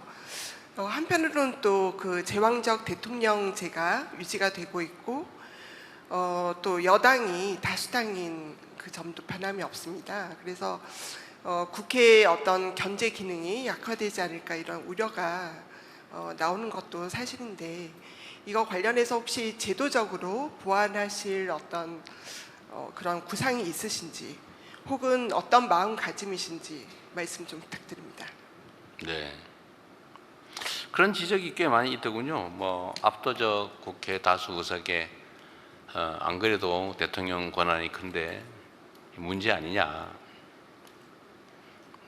근데 제가 드릴 수 있는 말씀은 이게 바로 국민의 선택이라는 것입니다. 언제나 상황은 두 가지 중에 하나겠죠. 여소야대거나 야대 여소거나 뭐 둘 중에 하나 아니겠어요. 지금까지 대한민국 역사에서는 대부분 다 여대 야소였죠. 소위 야당이 숫자가 많았던 때가 거의 없었죠. 거의 없었습니다. 근데 드디어 야당이 또 다수 의석인 상태에서 집권한 게 또 처음이죠. 이건 처음 있는 일이에요. 맨날 있는 일이 아닙니다. 그리고 정치는 또 상대적이죠. 국민들이 민주당 국회의원 또는 민주당 대통령 후보를 선택한 것은 무지하게 좋다라는 것도 있겠지만 저쪽 말고 이쪽 이런 비판적 지지도 있죠. 우리는 이제 그 지지의 내용을 저쪽이 싫으니까 너도 싫지만 덜 싫으니까 이런 선택이 있는 걸 저희가 알기 때문에 그걸 진짜 선호하는 잘하네 우리가 일을 맡길 만하네 라고 생각을 바꾸도록 만들어내야 된다고 생각합니다. 저는 여대 야소는 우리 국민께서 선택하신 건데 그거를 당신들의 문제다라고 지적하는 것은 옳지 않다고 생각해요. 내년에 당장 또 심판이 기다리고 있죠. 우리가 잘못하면 또 심판당할 겁니다. 평가받겠죠. 그 다음에 또 2년이 지나면 또 평가가 있어요. 또 1년 지나면 또 평가합니다. 그때는 본격적인 평가죠. 잘못하면 바꾸겠죠. 내년은 지방선거라서 간접적인 중간평가지만 3년 후에는 본격적인 중간평가가 이루어지겠죠. 여대 야소, 대통령 민주당 이재명, 국회 민주당 다수 안 되겠다. 그것도 국민이 결단하는 거 아니겠습니까? 이건 언제나 1, 2년 단위로 계속 변화되는 거죠.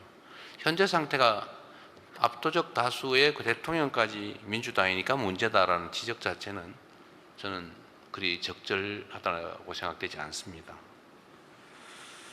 국정 지지율이 높다는 것도 사실은 제 입장에서는 여전히 30% 이상은 심지어 20몇 % 절대 아주 못한다 이렇게 평가한다는데 그게 오해일 수도 있고 제 부족함일 수도 있고 여러 가지 이유가 있겠죠. 그분들까지 제가 설득해야 되는 거 아니겠습니까?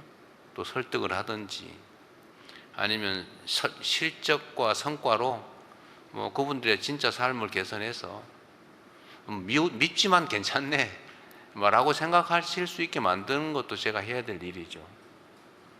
그리고 60%는 그렇게 높은 숫자는 아닌 것 같아요. 다른 대통령들 이 시기에 문재인 대통령은 80%였다고 하고 또 어디는 지금 저보다 훨씬 높았던 것 같더라고요. 한 달 후. 그래서 그렇게 높다고 생각하지 않습니다. 좀 더 낮은 자세로 더 진지하게 국민들의 지지를 획득하기 위해서 인정을 받기 위해서 노력하겠습니다. 견제 기능 악화, 제왕적 대통령제에 대한 뭔 대책이 있냐? 사실 여러분도 직접 경험해 보셨지만 대통령이 제왕적이라고 하는 것도 사실은 약간은 어폐가 있어요. 국회가 여소야대가 되어버리면 거의 할 수 있는 게 크지 않습니다. 전임 대통령은 되게 힘들어하지 않았나요? 물론 제가 야당 대표를 하다가 지금 대통령의 자리로 옮겨왔습니다만 물론 저희가 한 일에 반사적 측면이 있겠죠. 아마 되게 힘들었을 것 같아요. 그렇게 제왕적이지 못합니다. 그 상황 따라 다른 거죠. 그리고 이걸 제도적으로 어떻게 하는 건 제 몫은 아니죠. 그러나 저는 감사원 기능은 국회로 지금이라도 넘겨줄 수 있으면 좀 넘겨주고 싶습니다. 그리고 권력은 견제하는 게 맞아요. 근데 그건 권력을 가진 본인의 안위를 위해서라도 견제를 받는 게 좋습니다. 그래서 저는 제가 특별감찰관 임명을 제가 지시해놨죠. 하자. 되게 불편하고 그러긴 하겠지만 제 가족들, 가까운 사람들이 불행을 당하지 않도록, 물론 저를 포함해서 불행을 당하지 않도록 예방하는 게 중요하다. 있는 뭐 비리를 찾아내는 것, 뭐 지금이야 한 달밖에 안 됐으니까 뭐 비리 하려도 할 시간도 없었을 텐데 앞으로도 혹여라도 그럴 가능성을 미리 예방하고 봉쇄하는 게 모두를 위해서 좋겠다 해서 제가 특별감찰관 임명도 지금 국회에다 요청하라고 해놨습니다. 좀 그럴 필요가 있을 것 같아요. 뭐 이런 것들은 좀 할 필요가 있겠지만 제도를 바꾸는 것은 그렇게 지금 단계에서는 깊이 생각해 보지 못했습니다. 네.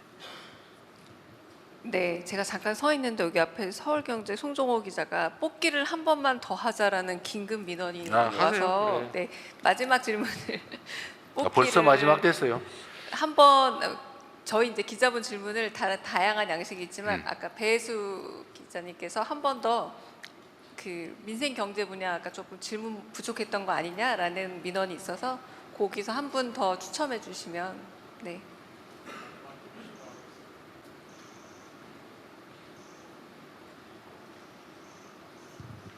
네. 울산신문 김응삼 기자님이십니다. 근데 좀 민생경제 관련한 얘기였으면 좋겠다라는 기자분들의 의견이 있긴 한데, 네 자유롭게 여쭤봐 주세요. 네. 울산신문의 김응삼 기자입니다. 질문 기회를 주셔서 감사합니다. 저는 그 신문사가 울산에 있기 때문에 5급 삼특 체제 관련해서 좀 어떤 구상을 갖고 계시는지 한번 여쭤보고 싶습니다. 네, 뭐 5급 삼특 체제는 아마 뭐 잘 처음 들어보신 분도 계실 텐데 대한민국이 수도권 1극 체제다. 다 수도권으로 몰린다. 그러니까 이 극을 몇 개 더 만들자. 영남에 예를 들면 부울경, 동남권이죠. 또 충청권, 그 다음에 호남권. 그러면 5극이 되죠. 서울까지 합치면. 대구 경북권. 네. 그리고 이제 여기서 제외된 강원도, 전북, 제주 여기를 이제 특별자치도 형태로 3개 특별도, 그래서 5극 3특 체제라고 우리가 이름을 붙였는데요. 이거는 지방 균형 발전의 이제 핵심 정책이죠. 충청권 메가시티, 또 대구 경북 통합, 또 부울경 동남권, 광주 전남 호남권. 여기에는 앞으로 저희가 이제 뭐 정책이든 재정이든 집중하려고 합니다. 그 중에 또 하나가 이제 서울대 10개 만들기라고 지역 거점 대학 육선. 그래서 인프라 구축, 교육 기관을 포함한 인재 양성 기관, 또 정주 여건, 그리고 이제 기업 유치, 또 이를 위한 뭐 재생에너지를 포함한 에너지 공급 대책, 뭐 이런 것들을 좀 종합해서 수도권과 똑같지는 않겠지만 어쨌든 새로운 중심을 만들어 나가야 되겠다라는 말씀을 저희가 계속 드리고 있습니다. 여러 가지 개별적인 정책들이 집행이 될 텐데 제가 이제 각 지역을 다니거나 또는 지방시대위원회 뭐 등등을 통해서 구체적으로 어떻게 하면 이 5극 3특 체제를 현실화할 수 있겠냐는 계속 고민해 나가도록 하겠습니다.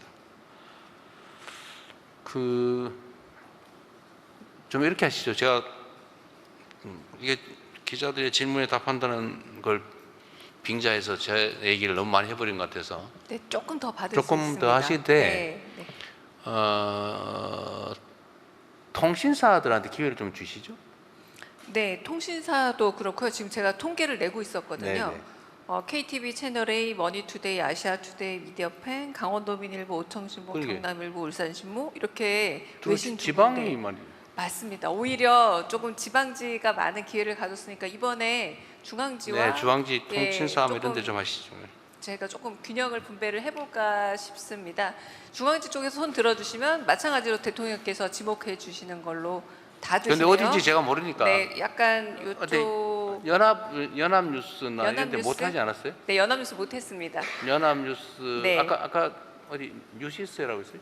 네, 뉴스원은 아까 마찬가지로 통신사인데 뽑기만 간사분이라서 질문도 제일 했고 처음에 은주 긴 질문 빼고 하셨습니다. 그러면 네, 연합 뉴시스는 했고 뉴시스는 뉴스원? 안 했고 뉴스원이 했습니다. 뉴스 그럼 뉴시스 또 네, 어디? 뉴스. 미안합니다. 네. 그러니까 연합하고 일단 뉴시스 먼저 합시다. 네, 일단 연합 아까 손 드셨죠? 네, 네, 네, 네, 네. 질문 받겠습니다. 예, 대통령님, 연합뉴스 황윤기 기자입니다. 질문 기회 주셔서 감사드립니다. 저는 마이너하지만 사소하지 않고 소수의 이야기지만 모두의 이야기인 차별에 대한 질문을 준비했습니다. 대통령께서 대선 경선 후보 시절 차별금지법에 대해서 사회적 합의가 더 필요하다고 말씀하셨는데요. 사회적 합의가 정말로 더 필요하다면 대통령께서 선호하시는 타운홀 미팅 등 이런 공론장을 통해서 사회적 합의를 이루기 위한 노력을 하실 의사가 있으신지 여쭙습니다. 그리고 또 차별금지법이 아직은 이른 과제라면 생활동반자법이나 교통약자 이동권 보장법 등 사회적 소수자들의 실질적인 권리를 보장할 수 있는 중간 단계 입법을 정부가 주도하실 생각이 있는지도 함께 여쭙습니다. 네, 안 할 걸 그랬어요.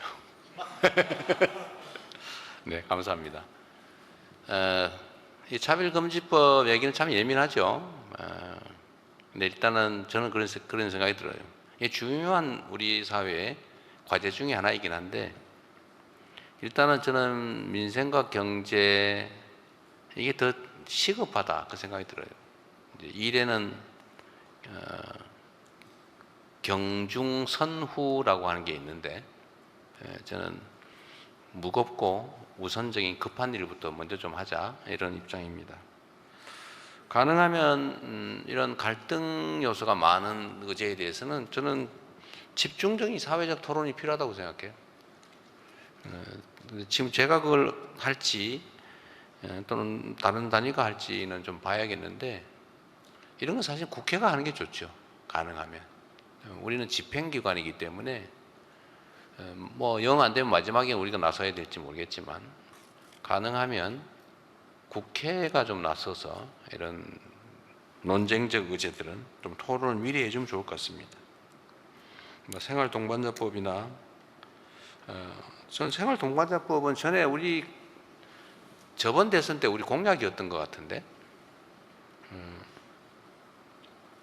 어떤 이런 인권의 문제도 관심을 가져보도록 하겠습니다. 네, 다음에 어디라고 했죠? 네, 아까 뉴시스 말씀하셨었죠? 뉴시스 기자분 어디 계시면 이걸로 저희가 네. 조금 마무리를 이제 그래야 하는 될 것 단계로 같아요. 제가 넘어가겠습니다. 12시부터인가 아마 우리 야 5당 그 5당 간담회가 또 잡혀 있어서 네, 마지막 기회를 주셔서 감사합니다. 저는 쉬운 질문 하나 드리겠습니다. 아이고 감사합니다. 네. 저 그 한 가지 질문만 남아있기 때문에 조금 엮어서 질문을 드리고 싶습니다. 네, 지금 한미 정상회담, 한일 정상회담 이제 많은 이제 외교 모델을 조금 일정을 조율하고 계신 상황인 걸로 알고 있습니다. 대통령께서는 또 그리고 이제 8월에 휴가 계획도 있으신 걸로 알고 있는데 여러 가지 일정이 엮여서 그 정상회담과 휴가 계획을 같이 조금 계획을 조금 말씀해 주시면 감사하겠습니다. 네. 한미 정상회담이든 뭐 한일 회담이든 또는 한중 회담이든 뭐 기회가 되면 저는 많이들 만나보려고 합니다. 지금 대한민국 경제 성장 발전은 사실 이제 무역으로 국제 거래를 통해서 해왔다고 해도 과언이 아니죠. 그런데 지금 시장이 좀 편중되는 바람에 어려움을 좀 겪고 있습니다. 또 시장도 좀 다변화해야 되기 때문에 그러려면 외교 역량이 매우 중요한 것 같아요. 제가 아주 시장일 때, 뭐 기초단체장일 때도 해외 교류 사업을 기업인들하고 같이 하니까 매우 효율적이더라고요. 권한이 요만할 때도. 그런데 대한민국은 이제 국제사회가 인정하는 주요 국가가 됐기 때문에 좀 외교 분야에서 좀 각별히 신경 쓰고 자주 만나고 또 저변을 확대하면 우리 기업들의 또 우리 상품과 서비스, 우리 문화의 해외 진출에 크게 도움이 되는 것 같습니다. 자주 많이 다양하게 만날 생각이란 말씀을 드리고요. 휴가는 제가 성남시장 때 2번 공식적으로 휴가를 갔다가 2번 다 여러분과 같은 선배들한테 엄청나게 제가 깨졌다고 그럽니까? 뭐 그런 일이 있어요. 이상하게 제가 휴가를 가면 비가 와가지고 수재가 난다든지 또는 뭔 일이 있고 저를 노리고 일부러 기다리고 있더라고요. 휴가 가나 안 가나? 그래서 그 다음부터는 제가 아니 뭐 공직자가 선출직 공직자가 뭐 휴가가 어딨냐? 눈 감고 쉬면 휴가고 눈 뜨고 일하면 직장이지. 뭐 이러면서 저도 그냥 필요할 때 쉬자. 이렇게 해서 공식 휴가를 별로 안 가졌는데 그러니까 약간 부작용이 또 있더라고요. 부하 공직자들이 또 못 쉬는 거예요, 공식적으로. 그래서 막 민원이 생기고 그래서 휴가를 정하긴 정하되 실제로 휴가를 정한 공식 기간에는 일을 하고 그 아닐 때 아무 때나 뭐 영 힘들 때는 좀 쉬고 그랬는데요. 이번에는 휴가를 가야 되겠어요. 근데 또 하필 휴가를 갈 예정 시기에 전당대회를 한다고. 그래서 잘 모르겠지만 좀 쉴 생각입니다. 사실은 이게 체제가 이제 공직 사회가 안정이 되면 그 선장이 맨날 갑판 위에 올라가 가지고 항해사한테 이래라 저래라 지도 보면서 지시 안 해도 되는 것처럼 안정이 되면 사실 여유가 많이 생겨요. 이제 그 체제를 그 휴가 갈 때까지 갖출 수 있을지는 약간 의문이긴 한데 잘하면 될 것 같습니다. 또 휴가를 가면 휴가 때 여러분들 따로 한번 자유롭게 뵐 시간 있으면 좋을 것 같아요. 뽑기를 하든지. 네. 네. 하실 말 있어요? 아까 했잖아요. 네, 하진 않으셨고요. 네, 할까요? 사실 할까요, 말까요? 그럴까요? 저희 근데 아까 저한테 아니 대변인 마음대로 하세요. 뽑기 해달라고 했고요. 제가 하나만 공지를 드리면 저희 국민사선 질문을 할 시간도 없어서 요거는 저희가 어차피 국민과의 대화를 한번 맞습니다. 마련을 할 거라서 오늘 없을 뿐이지 조금 밀린다라는 공지를 꼭 드리겠습니다. 네, 송종호 기자님 무슨 말씀하시고 싶은 걸까요? 굉장히 중요한 건데. 네, 질문요. 아주 30초 아니면 제가 빨리 하겠습니다. 네. 예, 서울경제 송종호 기자입니다. 아까 서울 이제 수도권 과밀화와 지역 균형 발전을 위해서 신도시 새로 건설하는 거에 대해서는 이 목마른데 소금을 먹는다는 말씀을 하셨어요. 사실은 근데 이게 바닷물. 바닷물. 수돗물이 아니고 바닷물. 소금물. 소금물. 바닷물. 소금물. 네. 시간이 없습니다. 그런데 이게 사실은 지금 부동산 대책이 나온 이후에 대출 규제가 강력한 상황에서 그 다음 수준의 대책은 파격적인 공급 대책이라는 생각들을 할 텐데 이 신도시 건설을 안 한다는 메시지가 시장에는 좋지 않은 시그널이 될 것 같아서 이에 대한 파격적 공급 대책이 필요하다는 생각이 들어서 여쭤봅니다. 네. 기존에 계획된 신도시가 아주 많이 남아 있어요. 공급이 실제 안 되고 있습니다. 상당한 규모인데 새로 신도시 기획을 할 것인지에 관한 얘기였어요. 기존에 돼 있던 거에는 그대로 해야죠. 대신 속도를 좀 빨리 할 생각입니다. 속도를 빨리 할 생각이고, 그리고 제가 이제 부동산과 관련된 말씀을 좀 드리면 이번에 대출 규제는 맛배기 정도에 불과하죠. 부동산 관련된 정책이 많아요. 예를 들면 수요 억제책, 공급 확대책 있는데 공급 대책도 꼭 신도시의 신규 택지만이 아니고 기존 택지들 재활용이나 기존 부지를 활용하는 방법도 얼마든지 있습니다. 뭐 고미로 할 수도 있고요. 근데 공급도 다양한 방법이 있다. 얼마든지 가능하다. 그리고 더 근본적으로 수요 억제책으로는 지금 이거 말고도 많아요. 저는 대한민국의 미래가 이 부동산 정책에도 크게 영향을 받을 거라고 봅니다. 안 그래도 좁은 국토에 수도권 집중이 심화되고 있는 와중에 이 투기적 수요가 사실 부동산 시장을 매우 교란을 하는데 좀 전체 흐름을 좀 바꿀까 해요. 뭐 제 마음대로 되지는 않겠지만 이제는 부동산보다는 금융시장으로 옮기는 게 훨씬 더 낫지 않을까 그런 생각을 좀 합니다. 또 그렇게 만들려고 합니다. 얼마든지 또 가능하고. 그리고 이제 지방 균형 발전 정책은 좀 시간은 걸리겠지만 확고하게 추진해서 지방이 더 이상 인구 소멸 또는 수도권에 또 과도하게 인구가 밀집하지 않도록 전체적인 방향을 바꿀 생각이라는 말씀을 드립니다. 공급 억제책, 그러니까 수요 억제책은 뭐 아직도 엄청나게 많이 남아 있다. 이건 맛배기 정도다. 이렇게 제가 말씀을 드리고요. 공급도 좀 속도를 충분히 내면 걱정할 상황은 전혀 벌어지지 않을 거다. 말씀드립니다. 네, 긴 시간 고생하셨습니다. 네, 네. 이제 이 마지막 질문과 대답으로 인해 수석실과 대변인실이 더 바빠지지 않을까라는 예감을 해봅니다. 민생경제 분야 그리고 정치 외교 안보 분야 사회문화 분야 기자들과 가깝게 폭넓게 새롭게 소통하는 자리 가져봤습니다. 벌써 눈치채셨지만 준비한 시간은 훌쩍 넘긴 시간이고요. 이제 이재명 대통령 마무리 발언 듣고 정리해 보겠습니다. 네, 긴 시간 우리 언론인 여러분 함께 해주셔서 감사드립니다.